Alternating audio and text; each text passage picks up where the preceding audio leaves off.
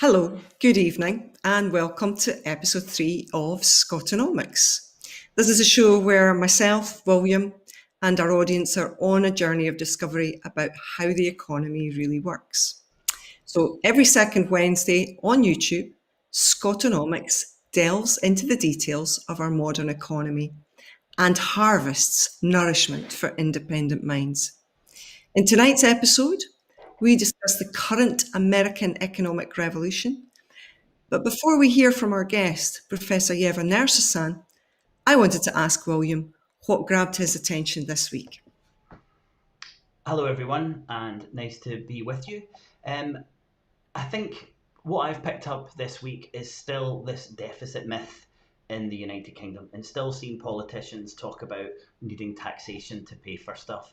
That doesn't seem to be going away, and it's such brilliant timing that we were able to get Yeva to speak about that. So I picked up a little bit of that, but this week I've actually been spending a lot of time reading this book. Can you see it? It's Renter Capitalism, and it's taken me about, well, I think I've been reading it about 3 or 4 weeks now, and almost on every page I've been making notes and saying, you must be joking. It's an incredible book. What about you, Kieran? What have you been up to? So, yesterday was an important day in Aberdeen because this was the 33rd anniversary of the Piper Alpha disaster. So that was really important for me on a personal level, also for the people in this area as well. And, I regard that as a failure of laissez-faire governance from the UK. Yes, like yourself, I have also been reading a couple of books, reading the same book as you, by Brett Christopher, on rentier capitalism. It is really an amazing book. And I've also been listening to a book called Less is More by Jason Hickel.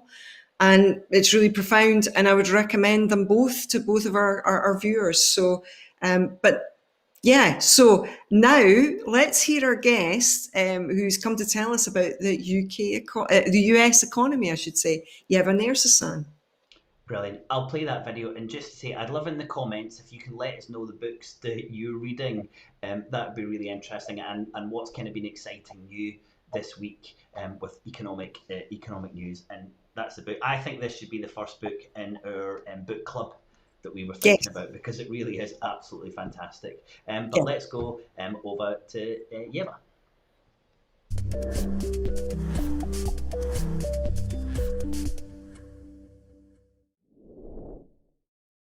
On this episode of SCOTONOMICS, we welcome Yeva Nersisyan. And Yeva is Associate Professor of Economics at Franklin and Marshall University in Lancaster, Pennsylvania. So Yeva's research interests include modern monetary theory, monetary and fiscal policy, financial instability, shadow banking, financial regulation, European monetary integration, post-Keynesian economics, and institutional economics. So Yeva, welcome to SCOTONOMICS. Thank you. The title of this episode is An American Revolution, and that's because that's what it looks like from here in the UK. So since Joe Biden has been elected as president of the US, he seems to be taking a totally different approach to economics. Well, it's not so much, I think, the election of Joe Biden that has changed the policy debate. It's more COVID that has done it, actually, because before COVID, any stimulus with a trillion price tag would be considered unthinkable. But last May, we had the $2.2 trillion CARES Act, and then we then had something like $900 billion in December. And then when Joe Biden got elected after that, we had the $1.9 trillion stimulus. So altogether, there was $5 trillion of stimulus that Congress appropriated, and none of it had to be paid for in the traditional sense that taxes had to be raised. And that changed things, because people can now see, we can actually do trillions of dollars of spending and the sky is not going to fall. In fact, that prevented the sky from falling. And so that was, I think, what created the opening for a different kind of policy debate. So do you think that saying it's a revolution is just too grand, or do you think it is a revolution? Well, if you had asked me this question a couple of months back, I would say a revolution is, an apt term. But right now I'm having my doubts because of what's happening with the infrastructure bill. And the infrastructure bill was this $2.3 trillion proposal that the administration presented sometime, I think, in March. And it included a lot of good things like electric vehicle subsidies, or increasing the infrastructure, improving infrastructure for electric vehicles as a part of transitioning to a greener economy, for example. It included spending on regular infrastructure, as well as things that are usually not part of infrastructure bills, like elderly care and so on.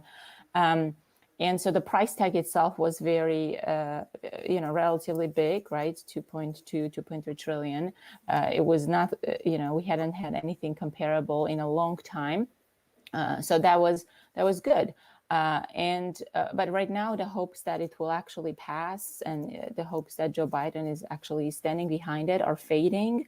They just negotiated with this bipartisan group of Congress people. They just negotiated, or senators, a bill that's about 900 billion over 5 years, and it only adds an additional 500 billion of spending. So not very grand, not very revolutionary.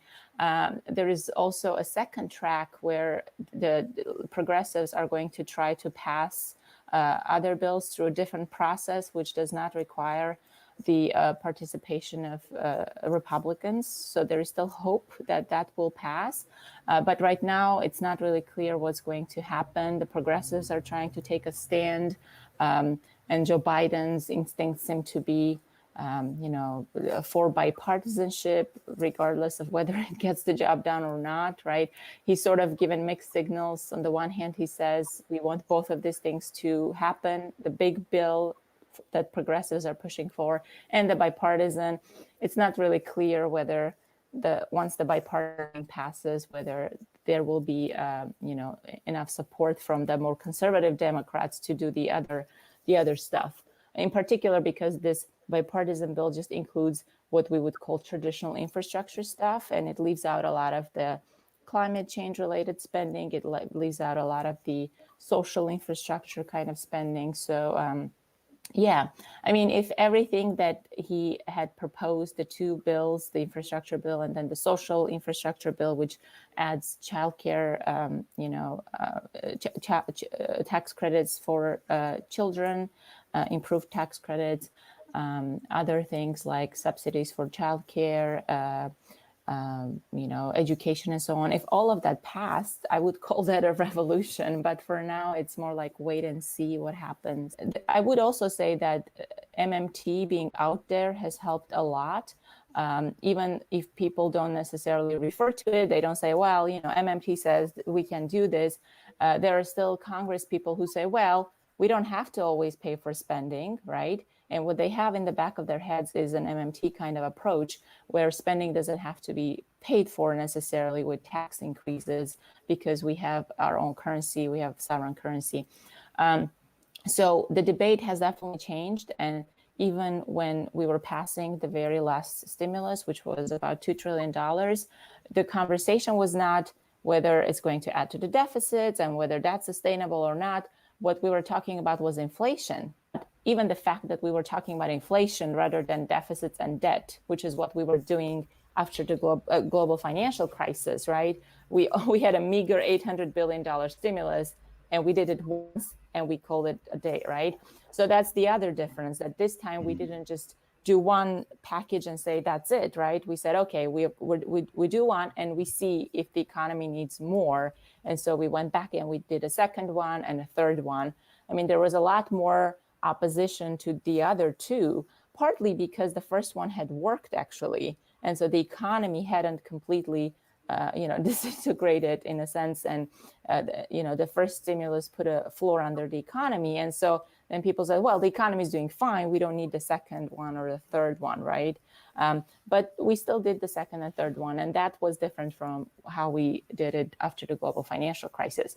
So yes, the packages were bigger, and we did it more than once. And now we're talking about additional spending for infrastructure. So all of that is very different from how things were looking before COVID, right? Rather than before Biden, I would say. But to be honest, it does sound revolutionary to us here in the UK to hear that people are not speaking about deficits and they're speaking about something like inflation instead, because even our opposition politicians are still talking about taxpayers' money being put into certain areas and worrying about the national debt. And we've yet to have the conversation that seems to be happening in America. What impact do you think America's much more relaxed approach to government spending will have on the rest of the Western democracies? I don't want to sound pessimistic, but the retort to MMT is always that, oh, the US can do it, but other countries can't, right? So I'm afraid that that's what we're going to hear this time as well, that yes, of course, the US has the reserve currency, and so they can spend without worrying, but it doesn't mean that other countries can. And, it's surprising when it comes out of an economy like the UK, or Germany or France. Germany and France are somewhat a different case because they're in the Eurozone, but an economy like the UK, right? It is still, or Japan, right? These are big economies, right? And for them to pretend that they somehow, are so much constrained that they cannot engage in deficit spending or additional spending in their country because somehow that's going to affect the exchange rate and so on. I think that's nonsense. MMT talks about currency sovereignty, and the UK does have currency sovereignty, right? It has its own currency. It's not pegged to any other currency, so it is a sovereign currency. Now, the real resource constraints, whether they are more binding for the UK versus the US, we can debate about that, right? I mean, the US is a bigger country. We have a lot more resources domestically. We don't have to rely on imports as much, but we are still importing a lot more, right? And so the constraints might be more binding for the UK, but we don't know that, right? We're not even trying to get to those constraints because we're worried about the wrong kinds of constraints, like financial constraints, right? So the optimistic answer would be, okay, UK would look to the US and say, hey, they're spending, maybe we can do more of that ourselves. But the pessimistic side of me is saying, well, there's always this retort that the US can do it, but we cannot do it because we don't have the reserve currency. To the extent that an independent Scotland would have its own currency, that would be a positive, right? Because then you can, in a way, you can decide for yourself whether you want to spend more rather than being in a union where if, the UK doesn't want to spend more, then you are constrained, right? Because you're more like a US state rather than the US federal government. So, being independent would free you up in that perspective.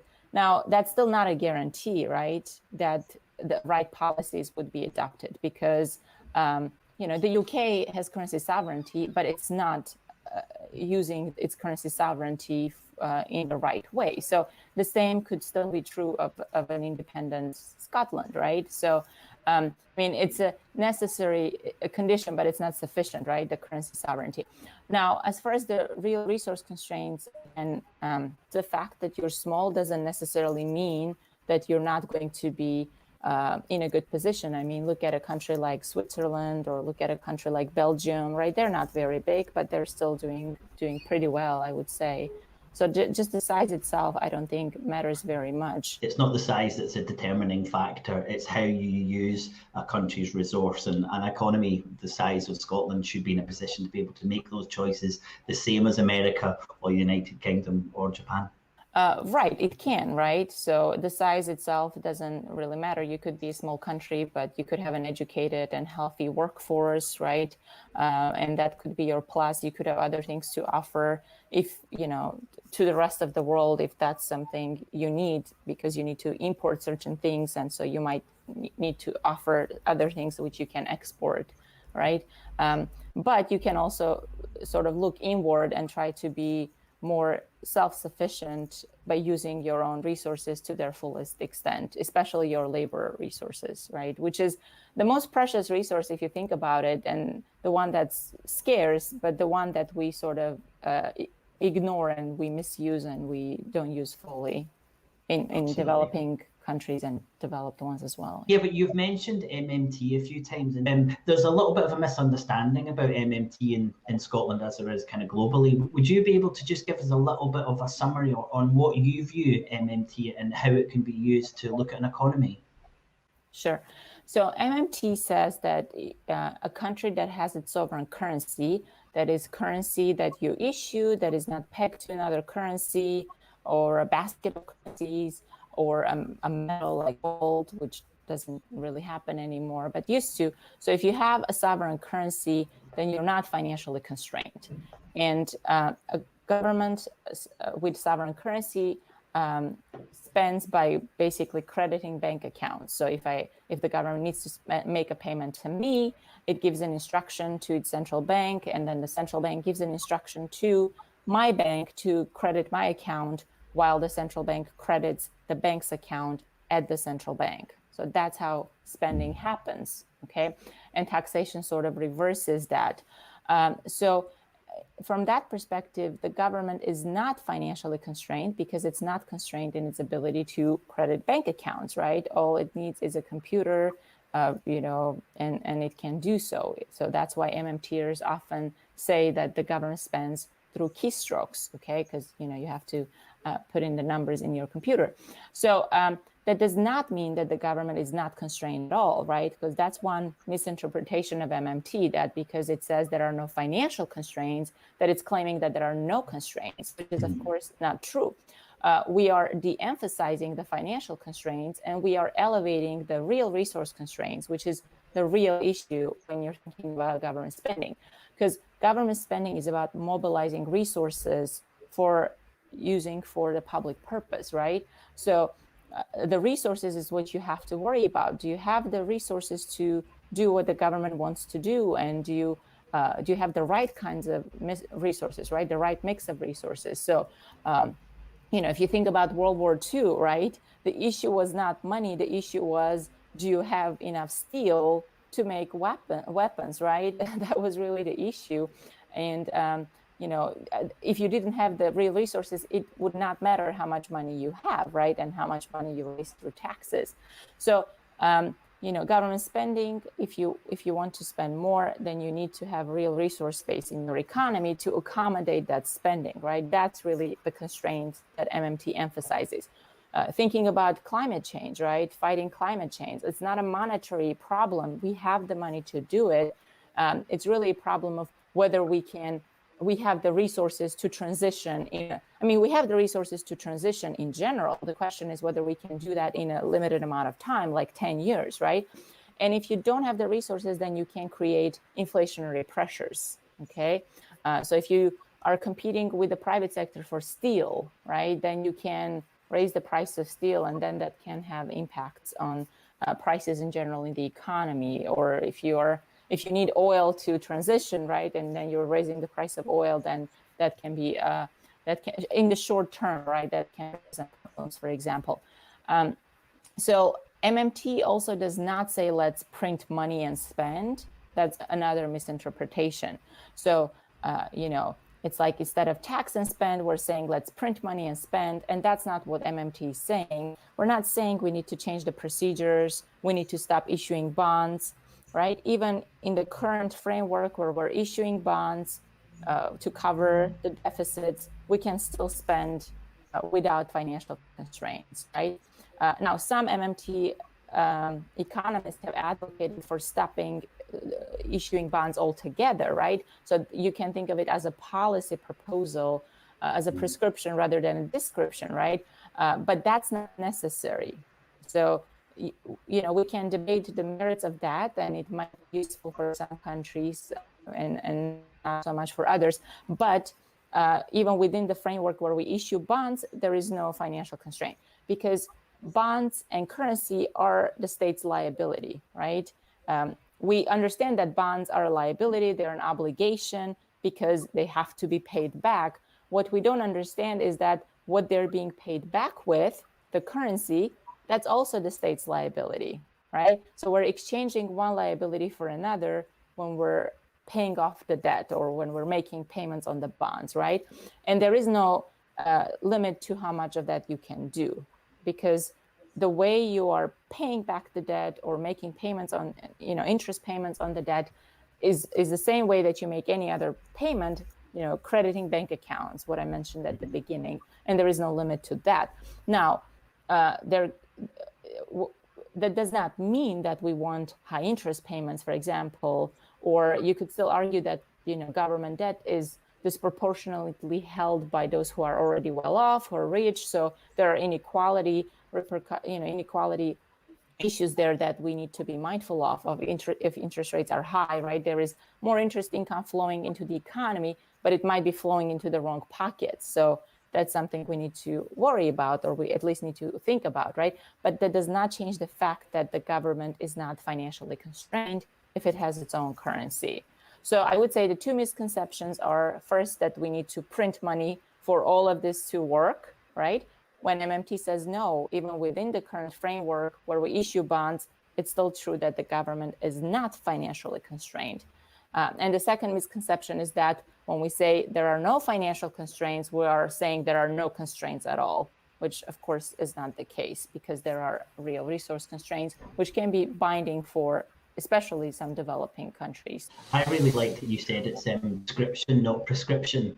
I think that's really powerful, because I sometimes fall into that trap of trying to explain what MMT is by saying what we should do with the understanding rather than explaining what MMT says. So I love that description rather than prescription. That's brilliant. So I saw a fantastic tweet recently by the Royal Society of the Arts, and they said something really interesting, which was today's leading women in economics are putting life at the centre of the economy instead of the economy at the centre of life, which I thought was lovely. What do you think about that?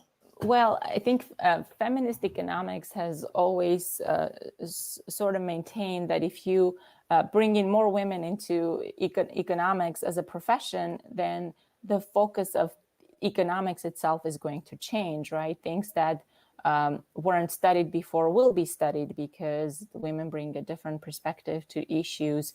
And yeah, I think that's true. And I think that should be the focus of economics, right? The social provisioning process and how we go about the social provisioning process, right? And that the economy should serve us rather than us serving the economy, which is, of course, the case now, right? It's like workers are this resource that, as I said before, we undervalue, that is put into this machine, and what comes out of the other end is just stuff, right? And there is less focus on well-being, and there is more focus on things like GDP, right? And which increasing GDP is not necessarily a good thing for the standard of living. And even if your material standard of living is increasing, then that doesn't necessarily mean that you're better off as a human, right? Because that could be at the expense of you're working more, you have less time for leisure, less time for family, right? So things like that a woman economist could bring into focus, and things like that have stayed out of the center of economics for quite some time. I saw another quote recently where there has been some research, actually. It was a recent poll from Axios and Momentum stating that just half of younger Americans now hold a positive view of capitalism. And socialism's appeal in the US continues to grow, driven by Black Americans and women. So do you think socialism is growing in the US? It's hard to say. I mean, younger people in general tend to be more progressive, but the older they get, and they have a house and a mortgage and some debt that they have to pay, and then they start worrying about, taxes are too high and so on, right? So then they become more conservative. So I don't know. I think it's always like that the younger you are, the more progressive you are, and then the older you get, maybe the more conservative you get. So yeah, I guess the MMT school has to try and gain as much power as the Chicago school. That's what we need. Yes, but the Chicago school, what they are preaching, that benefits the existing order, right? The dominant ideology, it fits within the dominant capitalist ideology, and MMT doesn't. So I don't see it becoming the dominant school. I mean, it's good that to the extent that you can influence policymakers and you can influence policy, right? I think that's good, and that's something we can hope for, and that's definitely been happening, I would say. So in 2006, if you had asked me that, say in 10 years or 20 years later, we will be talking about MMT, it will be in the New York Times, it will be here and there, I would say, when I chose that trajectory, I knew that I was going to be sort of on the sidelines of the economics profession. So I chose that direction, knowing that I was going to be on the sidelines. I could never imagine that MMT would be debated so publicly and it would be influencing policy someday, right? It's really interesting and I think it's not helped because of the name modern monetary theory, but people think it's only been around for a few years. Yes. And and I think that, and I remember someone saying it takes a long time to be an overnight success. And I think that's what seems to have happened with MMT, and it's so encouraging that we're having more people aware of it and speaking about it. And everything that you've said to us on this episode will really, really help that education for our predominantly Scottish audience. So, and the word modern, by the way, refers to the last 4,000 years. It's actually a reference to Keynes. I mean, I seriously mean it.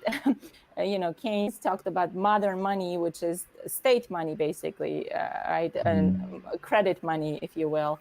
And he said it dates back probably 4,000 years, maybe further. We don't know because, we don't have a record of it. But yeah, that's modern. Should we be worried about the slight uptick in inflation in the US over the last couple of months?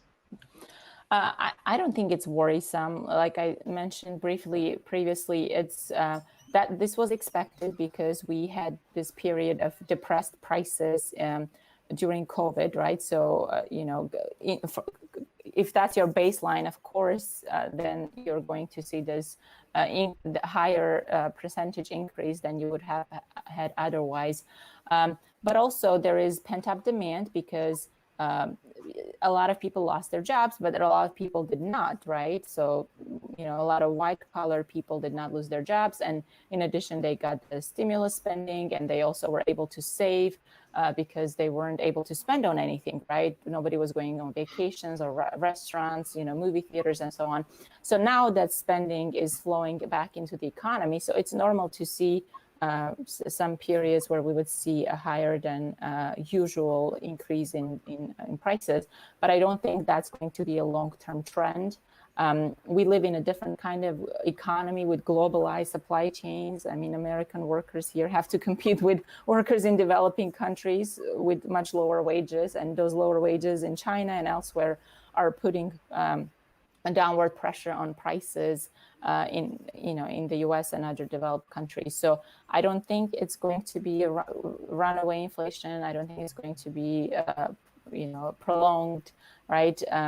The savings are, there are some savings that people are going to spend, but they're limited, right? And a lot of the federal aid is running out in September. Unemployment benefits, for example, the unemployment numbers are still high. So there is room in the economy to expand without increasing prices. So I don't see that as a long-term problem. Brilliant. It does seem to be a coattail that the kind of neoliberals are grabbing onto, this idea that there's a little bit of inflation because of all the money that's been injected into the economy. So it's really good for you to explain why that's probably not going to run through the economy in the long term. That was absolutely fantastic. Thanks so much. Thank you. Thanks for having me. Thanks for coming. Thank you. Sure. Thank you. Bye-bye. Bye. Bye.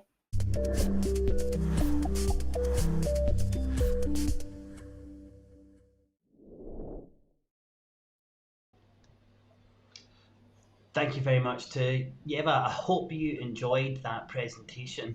I thought it was absolutely fantastic, and it was brilliant to be able to get something that's so timely on the show this week.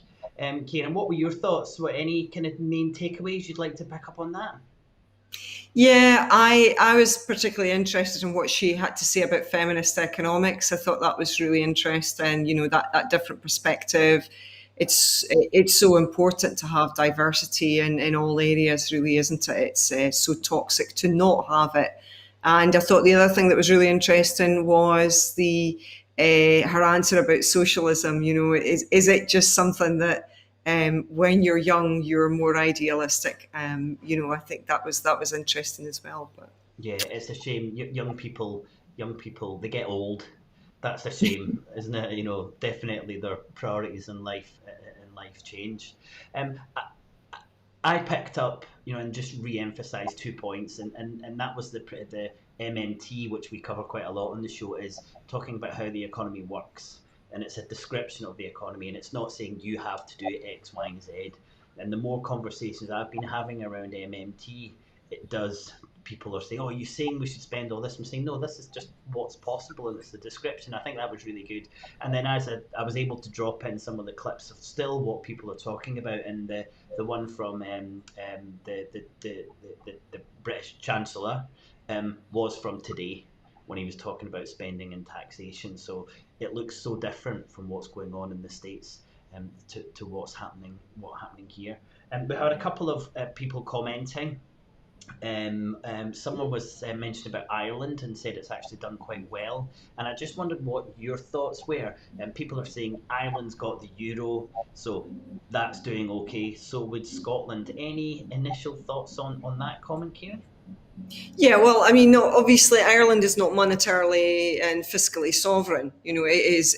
Again, its spending is decided by a European Central Bank. Has Ireland done well? Well, it would depend how you would view that, because I know that there's a huge housing shortage in Dublin, and they offer huge tax breaks to large corporations. I don't approve of that, frankly, and I don't think that's a route that Scotland should go down. Yeah, it's interesting. We've covered that before on the show, but 15 years ago, when Ireland was a small independent country, it chose to take this low taxation, bring in corporations. That was the way it modelled its economy, and it was incredibly successful. But even Ireland, as it's looking ahead, has realised that it has to change its modi operandi. And Scotland wouldn't be in the situation where we could look at Ireland and say, "Hey, let's do what they did for the last 15 years." It's very different environment now. That was one of the things I was hoping to ask Yeva, was about Biden's idea of a low corporation tax. I also wanted to talk to her about his adoption of the Paris Agreement. But we spoke to her for an hour. We've got so much more that we can drip feed across the show, but we didn't even get to all the things that we wanted to ask her about. But I suppose you can't be surprised. We were talking about America and economics, so there was a lot going on. Any final thoughts before we just give people a little idea about what we're going to cover in the next show? Yeah, I think it would be good to just reiterate what she said about MMT, that it is a description, it's not a prescription. And I think that's something that a lot of people miss. I hear people saying, when you're going to bring in MMT, and it shows, and immediately to me, that they don't understand it, they haven't researched it. Yes, I agree. So, episode number 4 in a couple of weeks, 21st of July. What can our viewers look forward to, Kieran? Well, I'm really looking forward to welcoming Professor John Harvey from Texas. He's going to talk about inflation. It's something he knows a lot about. And he's also a really lovely, entertaining guy. So really looking forward to that next week as well. Brilliant. And Yeva covered inflation a little bit within her talk, and there's so much more we can go into. It's still this kind of, for some people, it's the elephant in the room when it comes to deficit spending. So it'll be really, really good. And as we start to have the conversations, hopefully as the audience start to have the conversations with people from what they're learning on the show, I guarantee you people will come back and say, well, if you want to engage in deficit spending, that's going to cause inflation, and we can't have inflation, so we can't do deficit spending. So I would encourage everyone who's watching and who's going to catch up on the show, please join us on the 21st. And in summary, I thought that was fantastic. Really, really good to see what's going on in America. Do you think we can see that in the UK soon? Kieran, what's your thoughts? Soon? Never? Well, as you know, I'm involved in a campaign. I'm a plaintiff against the British government right now with the Pay to Pollute campaign, and I feel very strongly that the UK government need to grow up, put on the big boys' trousers and start doing the deficit spending to fight the climate crisis. And my concern is that their ideological stance on that the market will sort everything out. It will literally kill the planet with that kind of thinking, and the inhabitants, which is us. So yeah, I'm really worried about the stance that Rishi Sunak's taking at the moment. I just don't understand why. Despite everything that's happening in America, they think that it's still valid for them to say that. So Yeah.